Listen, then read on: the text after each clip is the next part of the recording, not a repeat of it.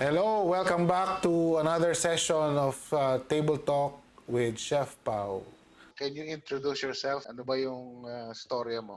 My name is Miguel Caleon. I have been in the restaurant industry. My family has been in that restaurant industry for about three generations. My grandfather started it back in 1949. We've been around for 72 years about. It's always the thing I've known growing up from the time my parents took me to the market, exposed me to pamamalengke, supermarket, mga grocery items. Mm-hmm. And then when I was young during summers they won't give me allowance. So we were really forced to work during the summer. So from the basic things, nagbabalat kami ng itlog, for the palabok, nagdidikdik ng chicharon.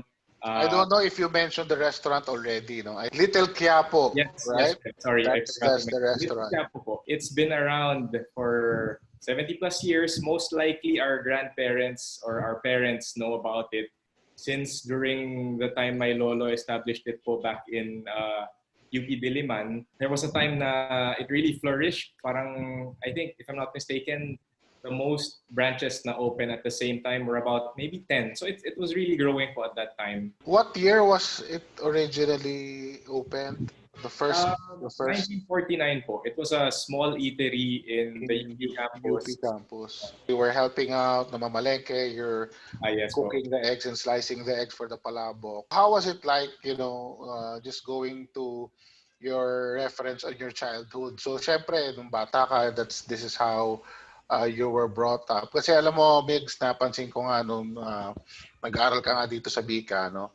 Contrary to what people would think na anak ka ng may-ari ng Little Quiapo, baka maarte ka sa trabaho. And I was pleasantly surprised nung nakasama ka namin dito. Napaka down to earth and nagtatrabaho like you really know your way inside the kitchen.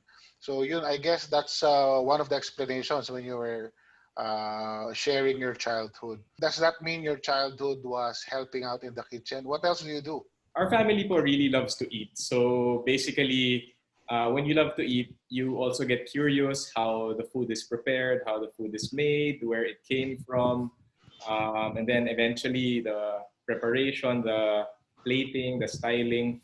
So from the raw ingredients up to the point when you serve the food, you become more aware how things are done. And that sparked my interest during that time to take up culinary, eventually to help out also with our business, and at the same time gain more knowledge as to how it is to learn the basics sa cooking, food preparations. Kasi po, since our restaurant is like a lutong bahay, it's very basic. So you're not really exposed po to the Western methods of cooking, basic isa, basic prito, and then syempre po the Philippine very flavorful ingredients are being used. So we get to come up with very delicious dishes. But as for mga French methods, baking using salamander, everything I was exposed to in MIHCA during my stay. Right. Before we talk about your stint in MIHCA, no, bago ka nag-aral sa MIHCA, what was your course? No? So, alam natin that your background is cooking. Pero yun ba talaga yung course mo? Hindi po, Chef. I studied business management po in Ateneo. Mm-hmm. And then thinking po eventually I'll end up with a family business, our restaurant. So when you came into MIHCA, you were already a graduate of business management. Yes po, Chef. Another reason why we thought that you will not clean the trench drain and wash the pots and pans because you came from Ateneo. Another misconception. So that was good. So how did you go to MIHCA? What was the path? Actually, Chef, when I graduated po, I worked first in Resorts World. So I spent a few months in Resorts World, but it was a marketing job. However, if I'm not mistaken, during that time, about 10 years ago, there was a boom in the culinary courses, yung mga culinary courses po. Medyo uso. So, ako naman po, I was just looking around for established schools as well. And then since my brother was studying in LaSalle during that time, magka-rivals. Laban. I already tried to look for culinary schools near LaSalle. So when I checked out my options, sabi ko, oh, there's no doubt MIHCA is the Closest to LaSalle. best And place. yeah. When did you graduate? 2010 po, 2010. March 2010. Can you talk about that journey from 2010 up to now? What happened after that? When I graduated po in 2010, I really wanted to make a name for myself first. Hindi po yung tipo na aasa na lang ako sa family business right after graduation. So my parents gave me that liberty po to work outside. It's a good experience also because you are exposed to working with different people. You work with your superiors, and then eventually you know how to deal with customers, you know how to deal with your fellow staff. So it was a really good experience po. Kasi the difference with working in your family business is, syempre po, you will be seen and treated as the boss. It's really different. Even if they are older than me, parang they know that they are part of our staff. Ito po, I had my peers, I had people my age, I had people older na talagang boss and international mga workers din po. I spent a few months in Resorts World. I enjoyed my job. I was a sales executive for Resorts World. We were selling shows. We were selling casino-related packages, F&B related packages. When I resigned, I went to the US to try to check out my available opportunities there. And then when I wasn't really successful in checking out my options po, I asked for the opinion of my parents whether or not I should stay in the States to still check out try out my luck po, or try culinary in the Philippines. So sabi po nila, since we have a restaurant and it's our line naman, and it was booming at that time, sabi, oh, if I were you, why don't you check out culinary in the Philippines? So, ayun po, I applied sa MIHCA. Very convenient also since my brother was staying at a condo along Taft. So, one jeepney ride lang po. When I had my MIHCA training, we had our OJT po inside the institution in MIHCA. Yes. Also, we had our OJT outside. We were fortunate. Well, my friend and classmate po from MIHCA and I were fortunate enough na nakapasok po kami sa Ascot in Makati. We had our OJT for 2 or 3 months. It was a very nice experience po kasi syempre everything po we learned from our MIHCA training, we applied there. And it was the real deal na po kasi syempre you were facing the customers, mga foreigners. Very, very wonderful experience po. And then after that, I still didn't want to go back to the restaurant kasi I wanted to still make a name for myself outside. So I applied po sa iba-ibang mga hotels and restaurants with my resume being culinary-centered. Meaning I try to refrain from focusing on the marketing side po. Okay. So that I can gain more experience kitchen. After all, yun po yung course ko sa MIHCA. However, there weren't really much calls po. I don't know if they saw my college background or something, or my work experience. Maybe that's a disadvantage, when people will be screening a resume. Like what I said a while ago, diba? The misconception is there. There is a misconception. Usually, parang if you came from a background na parang medyo, they would have a misconception na hindi tatagal. Baka ganun, no? I may be wrong. Pero I would like to point out, Migs, in one of my table talks previously, I also talked about with alumni who have family businesses, and they are well known also. And one of the commonalities would be the alumni, like you, would want to establish a name for himself or herself, not to veer away from the sheltered enterprise that was built by the family. And that's something that I really admire and I would like to point out. No? Kasi a lot of successful enterprise and businessmen also were inherited. Nothing against that. No, it's good to have inherited successful business. It commands respect when you yourself want to establish your own merits and based on the best execution. The downside of that would be, yun nga, nabanggit mo ngayon, na parang hindi ka masyado hina-hire for your culinary skills and experience. They go past that and see yung background and it becomes a misconception. Is there a way for you, knowing that that was a barrier or a concern? Did you change your strategy? Or were you able to adjust? Actually po, when I also applied in Soler, since that time it was the newest resort casino. The resume I passed there po is culinary centered also.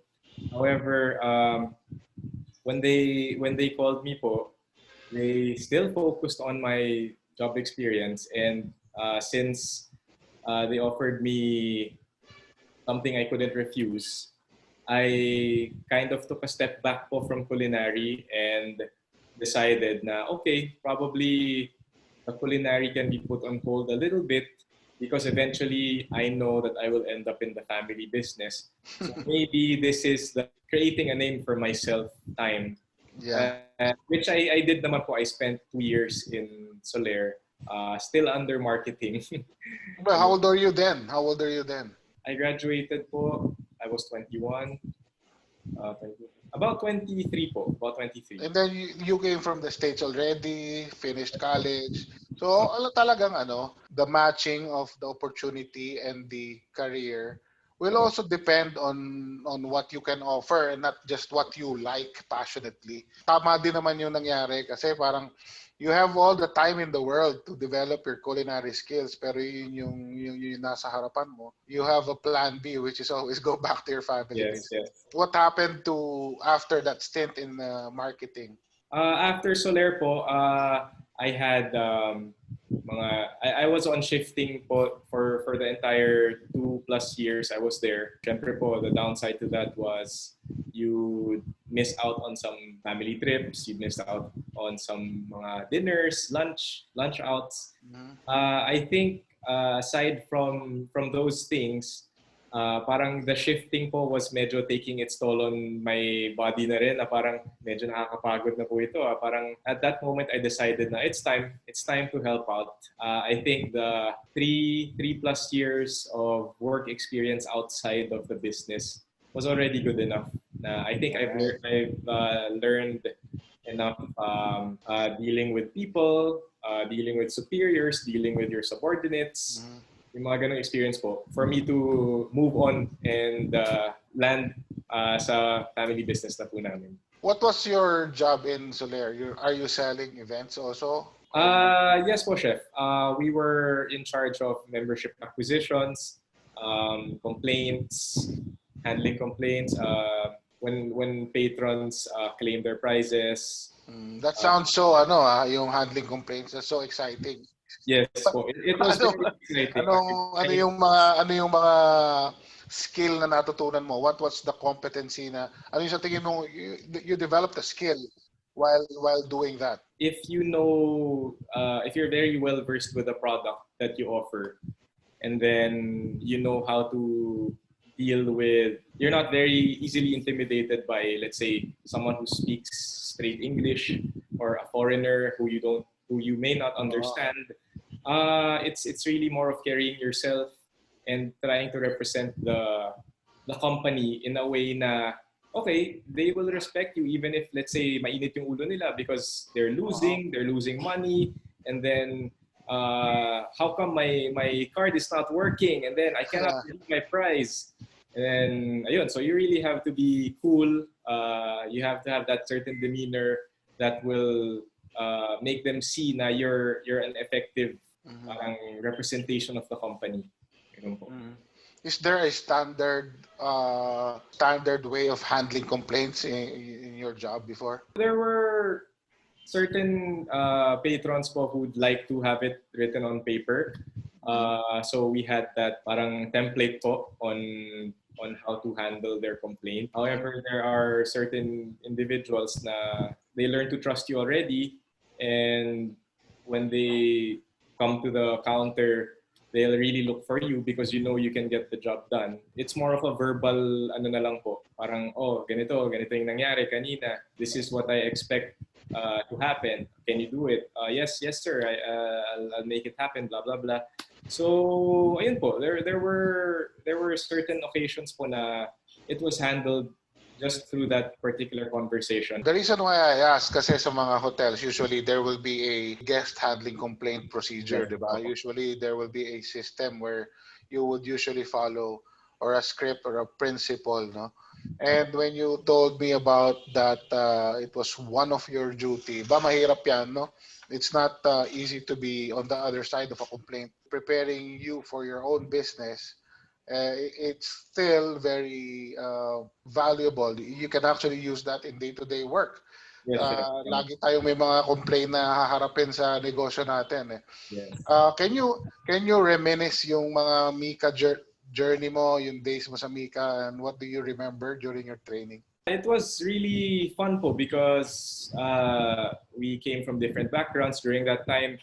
There were some that had already cruise experience na gusto lang po nilang i-enhance yung training nila. Some were trying to figure out what they wanted in life at that point. So maganda po kasi most of them were around my age, and it didn't really feel like I was going to school. It was like I was just hanging out with some friends. So maganda po kasi aside from it having a feel na it was just a casual thing, the professionalism or yung MIHCA pride actually was being Naalala mo pa, good. taught and implemented po. And even if there were times na we were joking around, we tried to get the job done. Cleaning, from the mise en place, from the washing. I think since everyone went through those different tasks, it made you well-rounded and it made you appreciate the different tasks po in a kitchen setting. Kasi people sometimes just say, steward lang ako.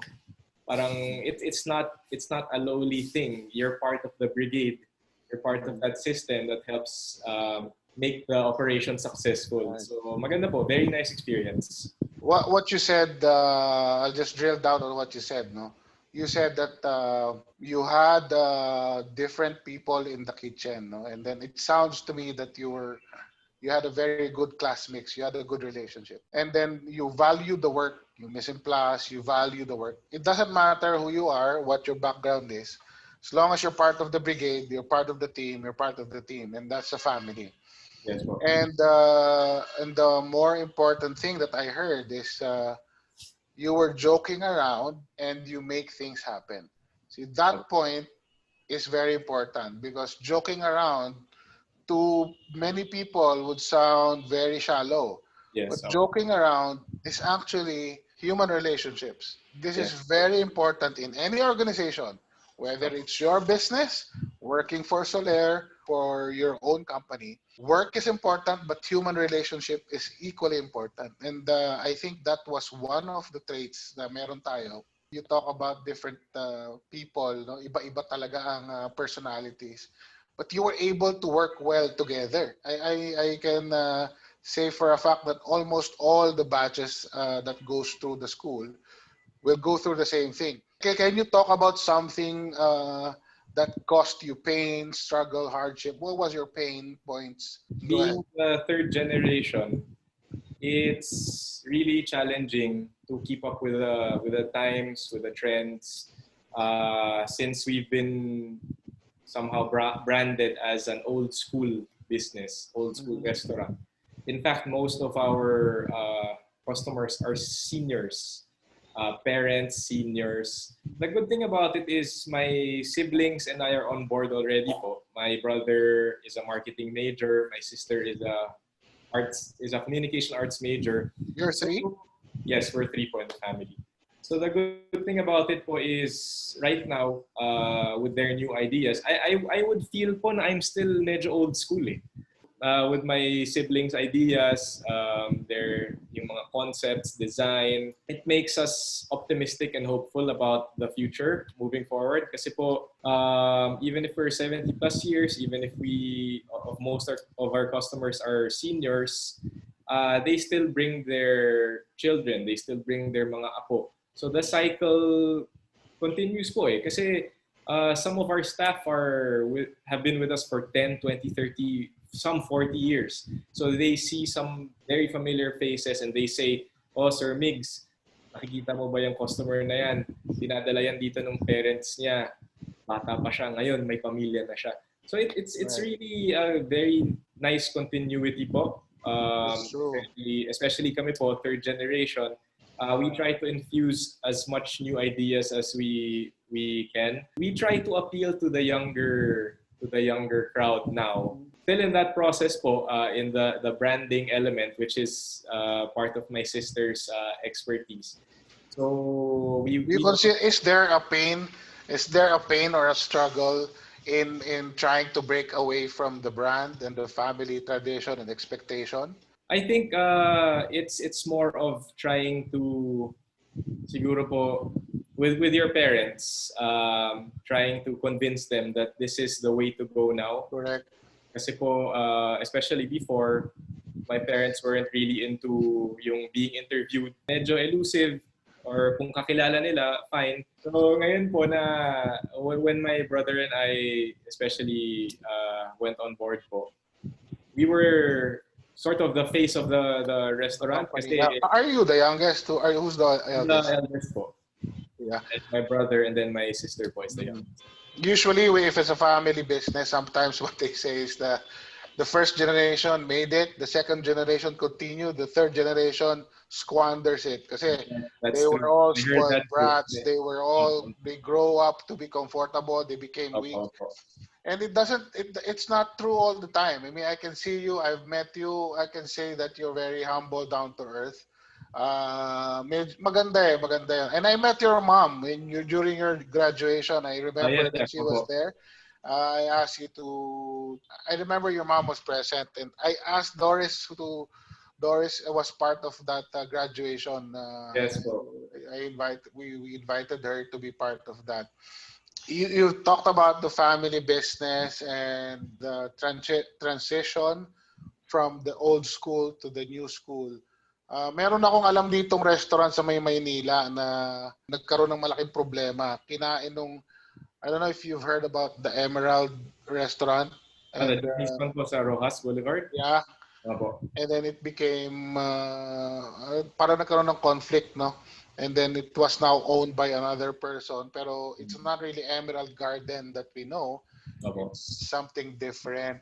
So what I was trying to say is, Little Quiapo, my experience, sa taga Parañaque rin ako, I would go there and eat with my family. And that's true. We would have our halo-halo, palabok, with my mom and my family. And now I'm bringing my kids. That's true. Nakikita ko yun. And I would be proud na, naku, estudyante ko may-ari nito. I would say that. I would say that to them without asking for a discount. And my brother is managing for the BF branch. I'm in the QC branch most of the time. Okay. I'm just kidding. Pero yun nga yung naalala ko. So it becomes a business is only valuable when the product is consistent. Yung binalikan doon, yung pagkain. Alam mo yun, binalikan doon yung pagkain. Ang laki ng advantage ninyo because you have a solid, recognized brand. No, hindi mo na kailangang i-promote di ba? Kasi kilala na, no? But the challenge will be the growth. How do you grow that brand into something else, into the next stage? Without growth, merong life cycle lahat, darating sa panahon na matatapos yan. Yung mga successful na mga restaurant chains, yung mga matatagal na restaurant na withstood the test of time, kasama ka dun kasama kayo dun. Biruin mo, 1949, you're still alive. That's an amazing feat. The challenge is, how do you keep your product consistent and not, kasi yung babalikan ko dun, yung halo-halo, yung palabok, yung pa rin I will not be, but how do you grow the brand? We are very fortunate that our staff have been with us for years and years. So meaning the continuity po of the flavor of the dishes, yung lasa, has been consistent. Thankfully to our staff po. Some of our cooks have been around for in our BF branch 20, 30 years. So what the people from our community have tasted from years back, it's still the same. And we oftentimes hear that compliment po na, grabe, nakapag-abroad na ako, ito yung una kong gustong balikan. Ito, parehas na parehas pa rin yung lasa, ganyan. Yun po ang challenge nga po doon is what's next? Aside from wanting to set up more branches, it's what new thing can we offer. We are trying to talk about the next 5 years. Medyo na ano lang po sa pandemic but we were almost going to set up our third branch, but nagkaroon po ng restrictions sa local level, like the barangay level. We were supposed to have a branch in San Juan. Okay na po siya sa mayor level, but the papers medyo na sa barangay level, hindi pinayagan. Pumasok ba kayo sa mga malls?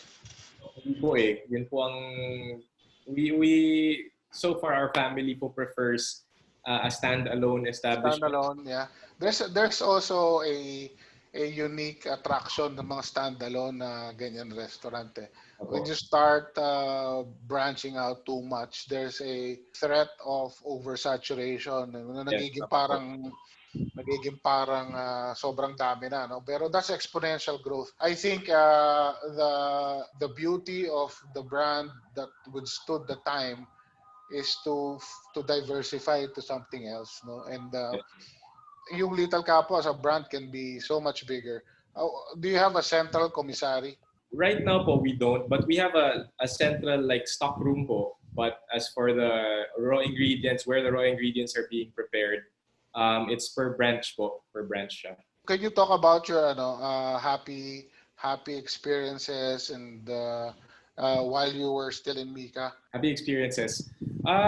There were a couple of times po. I was very fortunate na I was invited to Ma'am Doris's private functions. I think there were some F&B students also and some of the culinary students. During that time po, I remember Ma'am Doris po had Japanese guests.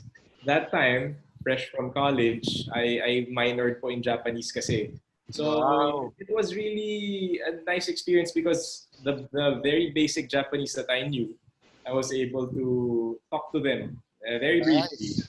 And then, so syempre, you know how Japanese are, they get very parang amused with the littlest detail. So parang, oh, you know how to speak Japanese, blah, blah, blah. And then, so I hope I did Mika proud then. Pero there were a couple of times when I went to Ma'am Doris's house. Amazing kasi when you talk about that, kasi yung MIHCA, when you did your culinary training, and up to now, no, we're trying to find the holistic approach of developing a person. Kaya meron din kami mga language training. All of this help in development. Meron tayong mga German language, Japanese language, and it's really helpful in the development. Alam ko yun na mga exposure din, no? When you're exposed to yung mga function events of personalities, that's celebrity, big businessmen, gaya na sinabi mo kanina, when you're dealing with people globally, hindi ka pwedeng takot, hindi ka pwedeng parang intimidated, and that will only be learned through exposure, through experience. If you can share or advise fellow alumnus, yung mga having difficulty right now starting their career. I mean, you went through a frustrating start also na parang nobody accepted you for who you are because you were always hired for something else which you don't like, and that's a common thing now for alumnus. Yung mga natatapos pero they have this difficulty. What can you say about that? Right now po, in our time, I believe that a culinary background is such a plus because given the pandemic, people are looking for other options for food. Since we can't really dine in so much, nauuso po yung online selling right now. Ako, pinakamalaking kalaban ninyo, no? Oo nga eh. That's true po. So for the people that studied culinary, I think this is the best time to shine. Since we were exposed to different cuisines, different methods, it's a time to showcase your skills. It's a time to showcase what you've learned. Why don't you sell like gnocchi? Parang it's not very common, but we learned that from Mika. That will give you that edge pa na parang, uy, social to ah. Parang ganyan. So, during this time po in particular, it's really, you have the best opportunity to really show what you learned and what you can do. Kasi po, the basic stuff that are being posted sa social media, like sometimes raw ingredients, sometimes the basic mga prinito lang, there are so many people that would patronize. And what more, something that's delicious and visually appealing also. Eh, syempre sa Mika, tinuruan din naman tayo ng presentation, basic presentation. So if you know how to use the internet, social media well, it won't be very challenging for you during this time. Gamitin mo yung mga natutunan mo. Parang, yes, short of saying, gamitin mo yung alam mo. How do you deal with frustrations? Like, what's your mental, what are the things that you do to fight negativity? In general po, I'm a medyo laid-back person. I'm not really hot-tempered. Sometimes I eat. Sometimes I drink coffee. I never drink hot coffee. I drink iced coffee. But it cools my body and it gives me that extra energy I need. I go to the gym po. I love exercising. I think it's a good balance for being a restaurant owner. Hindi ka pwede magpabaya kasi some people would say, ay, medyo lumaki si Miguel. Okay lang, understandable kasi may restaurant siya. So, maganda kung, uy, you're still fit despite having a restaurant and an open kitchen all the time. So, I like trying to stay fit, especially now that I'm a dad. Congratulations! Thank you po, thank you, Chef. My wife po is currently pregnant with our second child. Oh, wow. So, kailangan kumayod po talaga. Correct. And Yes. yung pandemic has hit the hospitality industry, restaurants. Super. It's huge impact. No, how is it affecting you guys? During the first couple of months po, we were closed for obvious reasons. But we slowly transitioned into opening for takeout lang po. And then we never really had delivery service. So this was the best time to utilize our staff who didn't have work at that time. Okay, we will employ you as an in-house rider. So kasi po, we are not really at 100% yet. So we're not even, before we used to be 7 a.m. to 10 p.m. Ngayon po, it's 9 to 8. Mm-hmm. So meaning we still don't get to use our staff po the same amount of people. So ngayon po, those that aren't working na merong motor, instead of giving money to Lalamove or Grab Food or Food Panda, sa kanila na lang. Sa amin na lang po. And then at least na restaurant and back lang sila. Not really too much exposure outside. Safe. That's a good pivot kasi you're taking care of your people. So how many restaurants do you have now? We currently have 2 branches po, one in BF Homes and one in Quezon City near the Heart Center. It's been around, the one in the Heart Center po, that area has been around since the 70s. Which one is the top seller for you in the restaurant menu? Menu po? Obviously po, the palabok, halo-halo. Lately po, since my brother and I have been featured in some shows, kare-kare has been really picking up.